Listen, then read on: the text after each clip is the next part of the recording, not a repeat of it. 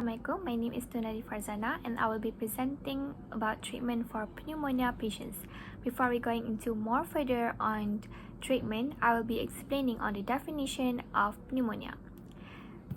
Basically, pneumonia it is a serious infection that affects one or both lungs, which leading to inflammation and filling the air sacs with fluid or pus.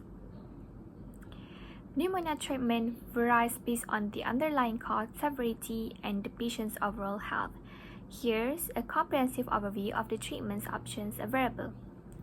Firstly, is treatment for patients with pneumonia will be based on types of how they get affected with. Firstly, bacterial pneumonia. Doctors will prescribe antibiotics, for example, amoxicillin. Amoxicillin is commonly prescribed as a first-line treatment for children to ensure complete eradication of the infection. Patients will start feeling better within 24 to 48 hours after beginning treatment. Also, supportive care will be provided for patients such as rest, hydration, and medications for pain and fever control. Secondly, viral pneumonia, which divided into two categories, which is symptomatic treatment and antiviral medications. For symptomatic treatment, antibiotics are ineffective against viral pneumonia. Instead, treatment focuses on rest, hydration, and over-the-counter medications may be prescribed, for example, oseltamivir for influenza-related pneumonia cases. Thirdly is fungal pneumonia. Antifungal medications will be provided and it is to treat fungal pneumonia. Depends on type of fungus involved, such as voriconazole is for old infections and fluconazole is for Candida species and more. Last point is atypical pneumonia, which is similar to bacterial pneumonia.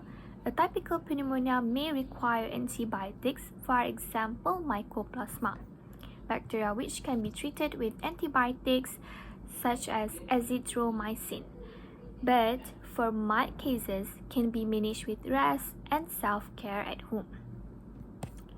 Besides that, we also provided in hospitalization criteria divided into three categories, which is intravenous fluid and antibiotics, oxygen therapy, and also procedure to drain excess fluid. For IV fluid, it is to maintain hydration to clear patients' airways by helping thin mucus secretion and to reduce risk of complications such as sepsis or respiratory failure. Meanwhile, for oxygen therapy, it is to administer patients with low blood oxygen levels, which known as hypoxemia, and help to alleviate symptoms and improve gas exchange. And lastly is procedures to drain excess fluid, divided into two types, which is thoracentesis and chest tube insertion.